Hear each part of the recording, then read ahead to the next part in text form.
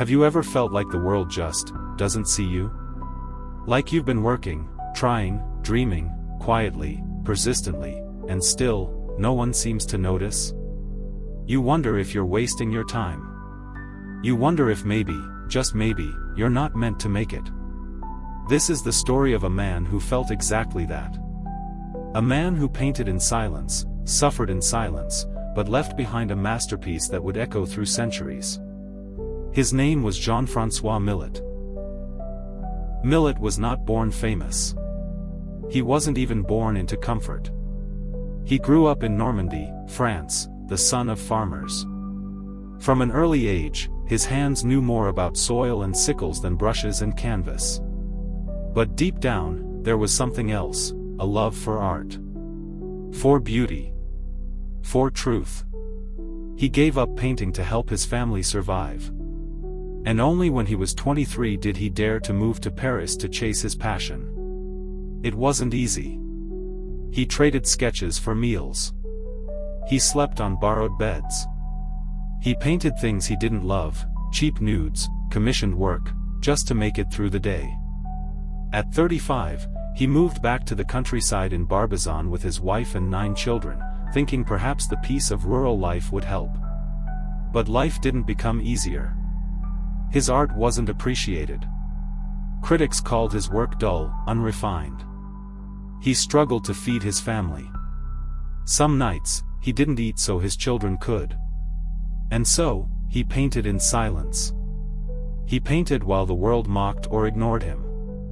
One day, while working in his field, an old friend came by.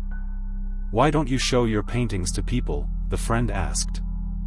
Millet looked up, tired, and said, "Who would want to see them? They've laughed at me before. I'm too old now." The friend smiled, pointed toward the hills, and said, "See that horse? I thought it couldn't run far. But one day, when I was lost, it carried me 1,000 miles home." Why? Because it believed in itself. That simple image stuck with Millet. That night, he stood at the doorway of his home, gazing into the fields. The sun was setting, casting golden light across the land. In the distance, he saw a man and a woman, farmers, digging for potatoes. Their clothes were worn.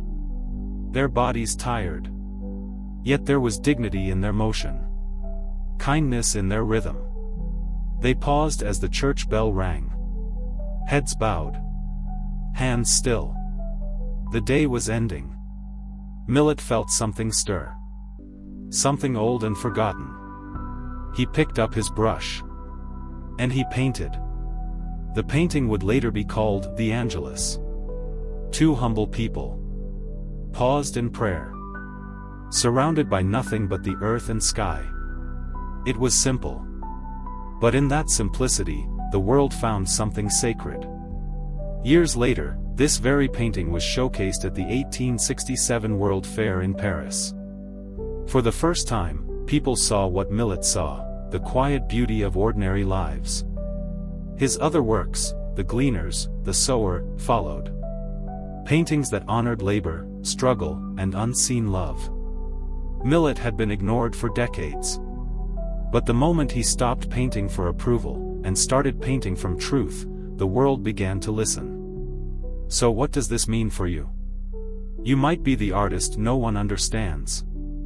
The teacher no one thanks. The parent no one notices. The dreamer everyone doubts. But just because they can't see your value now, doesn't mean it isn't there. You have a brush. A gift. A purpose. You may not paint. But maybe you write. Or speak. Or care for others in ways they don't recognize. The world doesn't always clap when you begin. But that doesn't mean you stop. Here's a simple truth. Believing in yourself is not about arrogance. It's about endurance. It's about showing up, again and again, even when no one's watching. It's about holding on to that inner flame, even when the wind howls. Do you know the saddest part of most dreams? They don't die because people fail. They die because people stop. Stop believing. Stop trying. Stop showing up. Millet didn't stop. He painted through hunger.